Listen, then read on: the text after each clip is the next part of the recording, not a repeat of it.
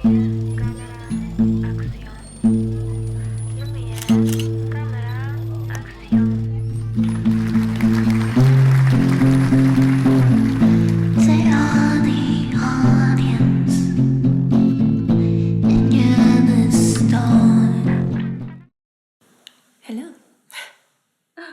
It is 11 a.m. in the morning. I really want to talk about The Picture of Dorian Gray. Such a interesting novel. And I want to talk about it in the lens of Carl Jung and a little bit of Freud in there too. Why not? I mean, when I read this novel for the first time, I immediately started to, well, first of all, I think I gravitated to it because of the dualism that was in the book. A person, quote unquote, turning bad, listening to their inner desire.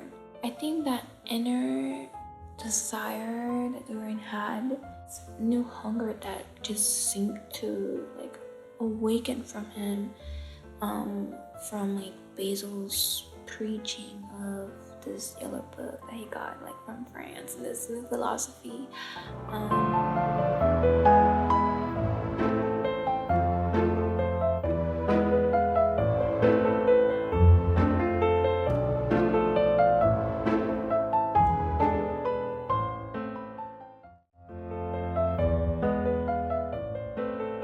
I think in Freud's eye, that would be like listening to the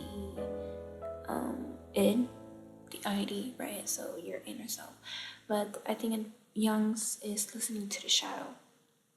It's the unconsciousness, but it's the shadow that we all seem to suppress. We all seem to hide from the world. We don't want anyone to see like that part of ourselves, right?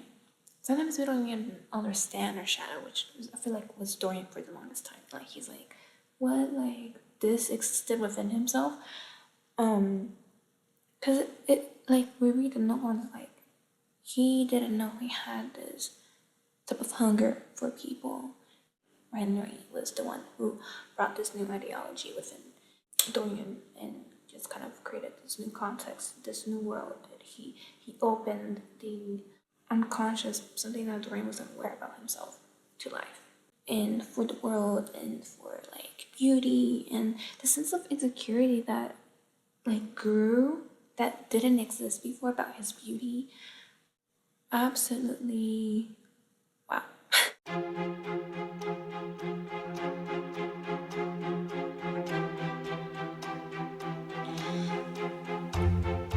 I'm talking about Basil like any Freudian way. I think Basil is supposed to represent Dorian's super ego. Like really, he's constantly having to remind him that what he's doing is wrong, and he's kind of the reflective one, right? And he's the one that questions like, "Hey, bro, like, what happened to the painting?" And in the other sense, I think that Henry is his ID in a personified way. Dorian listening to his Dorian listening to his shadow, and this security that Dorian has, it even seems to grow a persona within him, right? So maintaining this like superficial, perfect face and body, right? That's the who he wants to be seen as from the exterior world. While behind doors, he's acting up and doing all these other things. Not that he cares about his reputation. His reputation that he cares about is his beauty.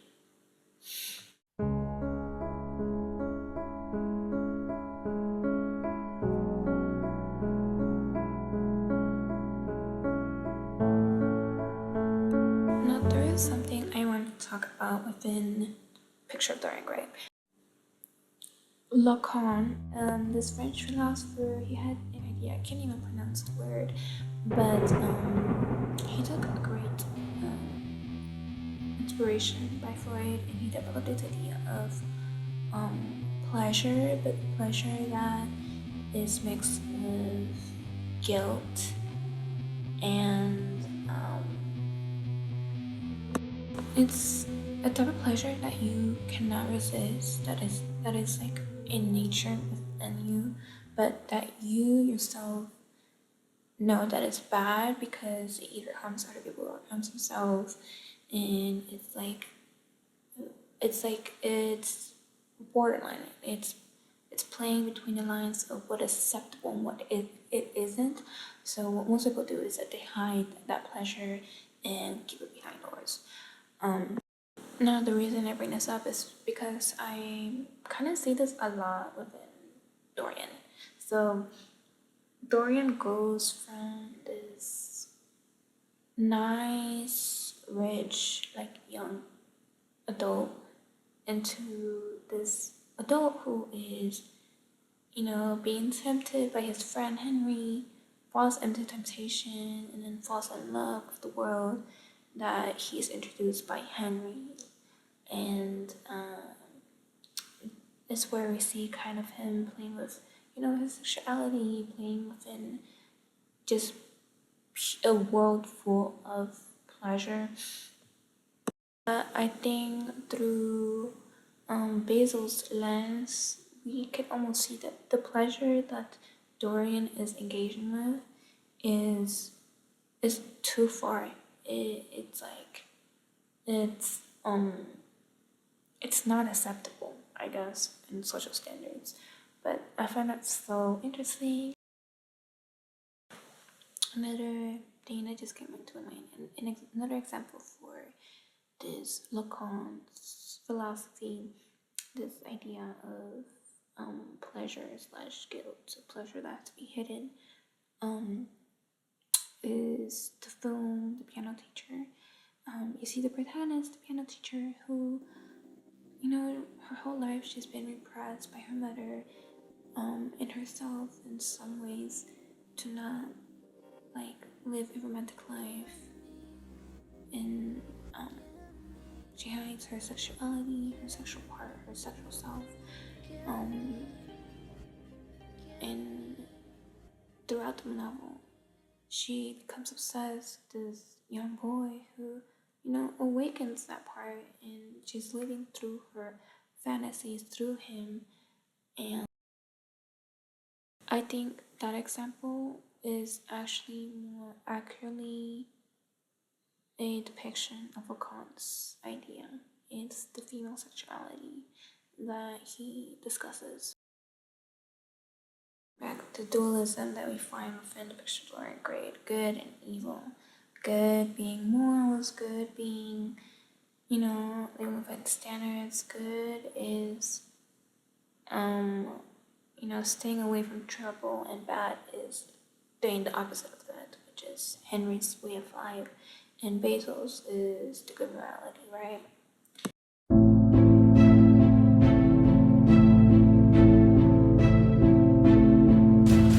Now, talking about more of a whole psyche analyst, we see that Dorian is absorbed by this new philosophy of living, right? He's absorbed by his shadow and his hunger, his inner hunger of his id. But we kind of see the same temptation play out within Basil as well. Dorian says dude, it isn't that bad, you should relax a little bit, live a little bit. And Basil doesn't give in. He's like, no.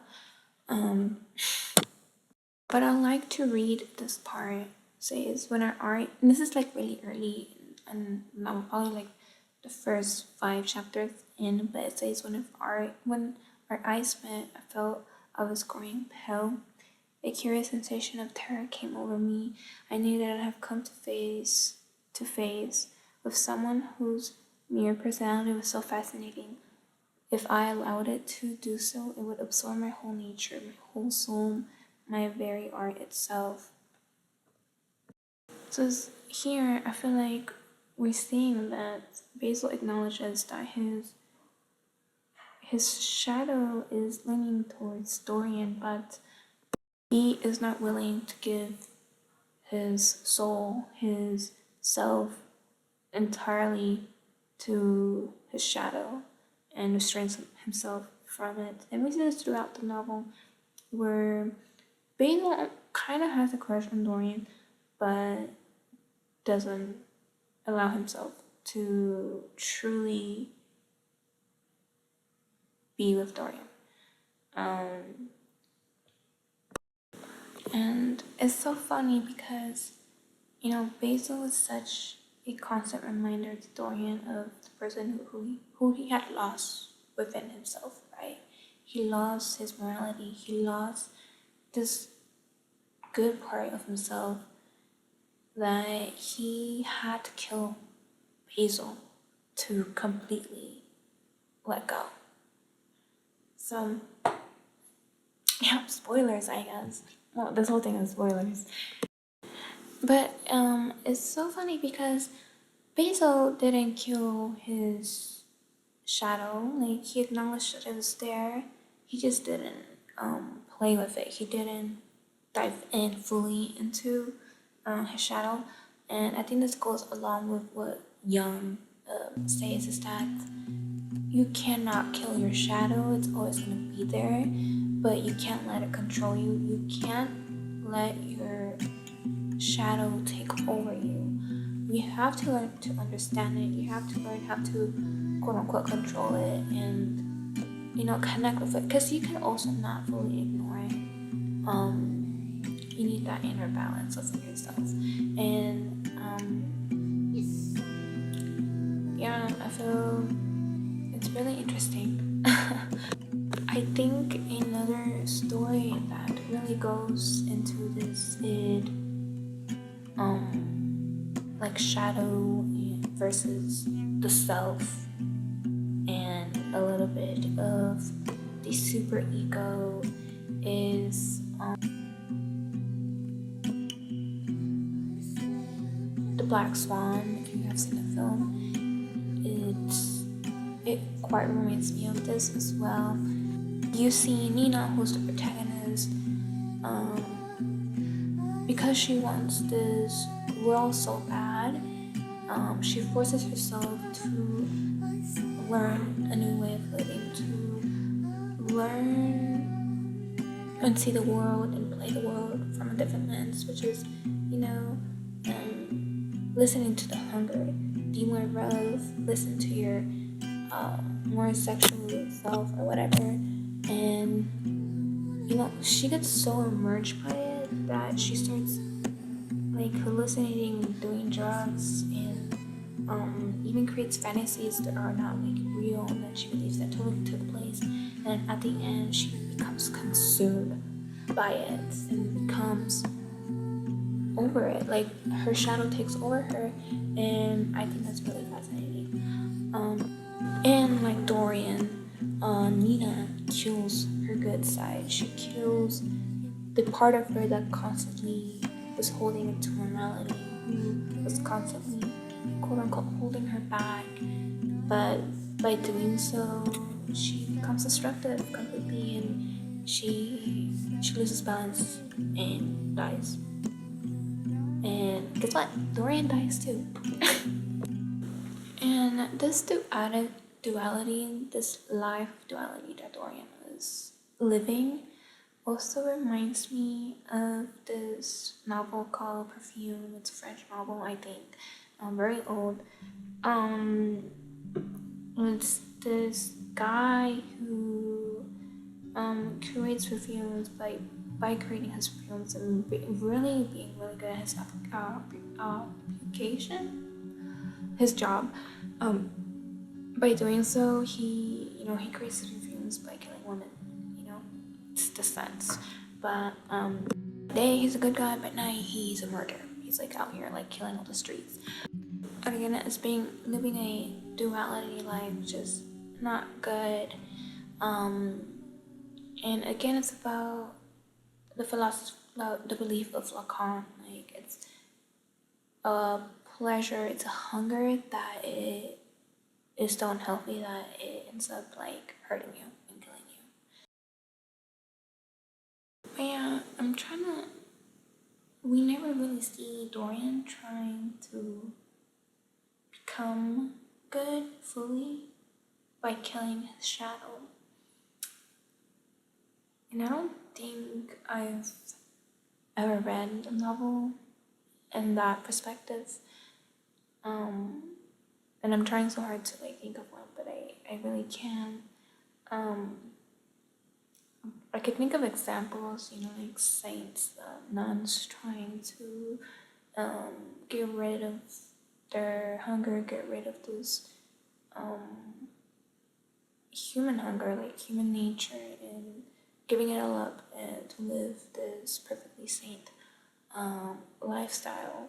Kind of like monks too, but in film or in literature, that's not something I've come across with yet. But again, according to Jung, that is truly impossible to do.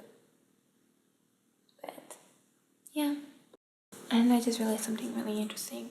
Going back to the Black Swan and Nina, like having this realization that she had dreamed of something that didn't happen, and she dreamed of like a desire or like she dreamed of something that, you know, that she wanted. Freud was right. And I find it so interesting that her dreams kind of revealed this nature that she was becoming, which she was quite perplexed about it when realizing that that had not taken place in reality, and that was like fully, like all entirely in her head. And at the end, she like fully she accepts that and emerges truly fully in her shadow. But yeah, I think something that we could think of by reading The Picture of Dorian Gray, something that I've thought about was, what if Henry never met Dorian? You know, would Dorian had eventually got to the same path, or would he have lived his life with his inherited money and lived a normal life? Was it Dorian was always destined to become immersed within his shadow? Was that within his nature? Did his shadow get influenced by Henry? Yeah, it's pretty interesting. But I think that by reading old literature, we could learn a lot. We could think of ways to connect it to philosophy and Jungian theology. But yeah, I'll end the video here.